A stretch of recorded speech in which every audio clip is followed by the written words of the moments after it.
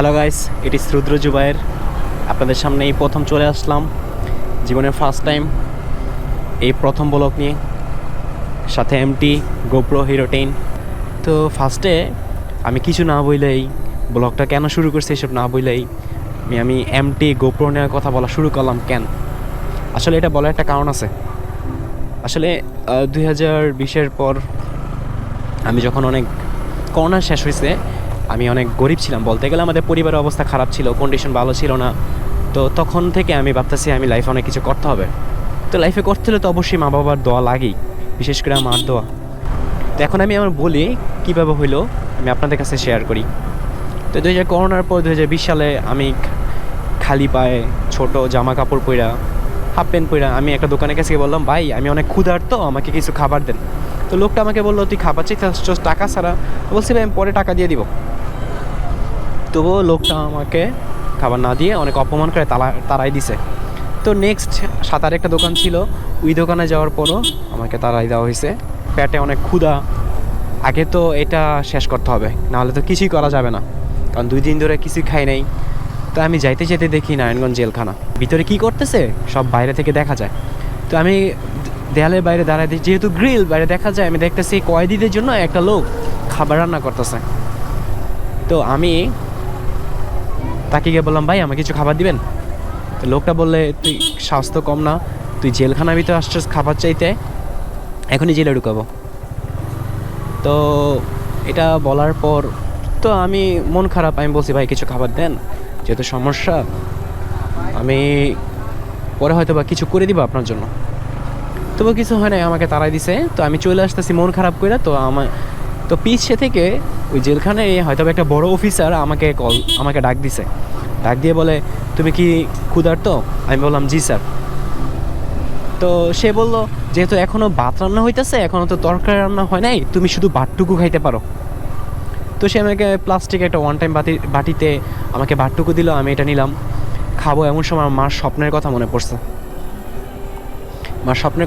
পড়ছে। তো আমি কি মনে কইরা আমি আমার মার জন্য এই খাবারটুকু নিয়ে গেলাম, এই ভাতটুকু নিয়ে গেলাম, গিয়ে আমি মাকে দিছি। দেওয়ার পর এই মা কি মনে করে পুরো ভাতটুকু আমার বাবাকে খাওয়াইছে। তো এভাবেই আমি আমার মার স্বপ্ন পূরণ করছি।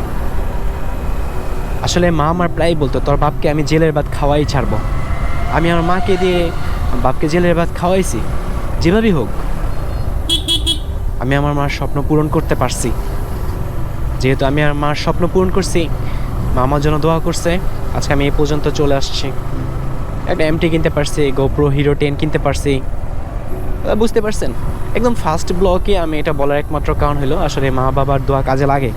আমার মা আরেকটা কথা বলছিল, তুই আমার মুখ উজ্জ্বল করিস। আমি মোমবাতি জ্বালায় আমার মুখের সামনে ধরছিলাম, আমার মাথা উঁচা রাখিস, এক বালিশের নিচে আর এক বালিশ দিছিলাম।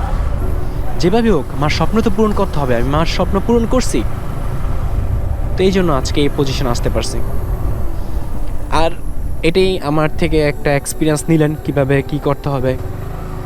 আর যেটা না বললেই নয়, আমার যেহেতু প্রথম blog, video quality, audio quality খারাপ আসতেও পারে, আমাকে কেউ পছন্দ নাও করতে পারেন। যদি খারাপও আসে অডিও কোয়ালিটি, ভিডিও কোয়ালিটি, তা মনে করবেন আমি ইচ্ছা করেই খারাপ দিছি। আরে ভাই, ফার্স্টে ব্লগ কার ভালো হয়? তো এইটাই আমার এক্সপিরিয়েন্সটা আপনাদের কাছে শেয়ার করলাম। আশা করি এই সামনে যেহেতু আসবো, আরও ভালো ভালো এক্সপিরিয়েন্স আমার থেকে পেতে পারবেন। আমি আমার লাইফে যত এক্সপিরিয়েন্স ঘটনা আমার সাথে ঘটে গেছে আমি সব শেয়ার করব। আর যেহেতু এটা আমার ফার্স্ট ভিডিও হবে, তো আপনি আমাকে সাপোর্ট করতে পারেন, না করলেও সমস্যা নাই। আপনি না করলে আরেকজন করবে। আনা ভাই, সাপোর্ট করেন ভাই, প্রথম ভিডিও মজা করছি এটাই। আর সাউন্ড কোয়ালিটি আমি চেক করছি গতকাল, আজকে দেখি সাউন্ড কোয়ালিটি ভালোই আসতেছে। তো এই জন্য ভাবছি আমি আজকে এই ভিডিওটা দিব ইউটিউবে। একটু আগে বৃষ্টি আসছে, এই জন্য বাসা থেকে বের হয়েছি।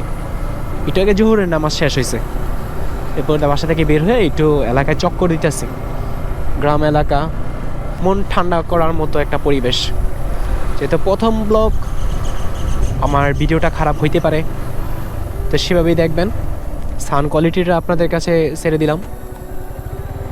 আজকে যেহেতু আমরা প্রথম ব্লগ ছোট করতে চাইতেছি, অনেকে বিরক্ত হয়ে যাবেন, তো এতটুকুই রাখলাম, আশা করি আমাকেও সাপোর্ট দিবেন। আর সামনে ইনশাল্লাহ আরও ভালো ভালো এক্সপিরিয়েন্স নিয়ে আসবো আপনাদের কাছে। আজকে এতটুকু পর্যন্তই। আল্লাহ হাফেজ, have a nice day guys.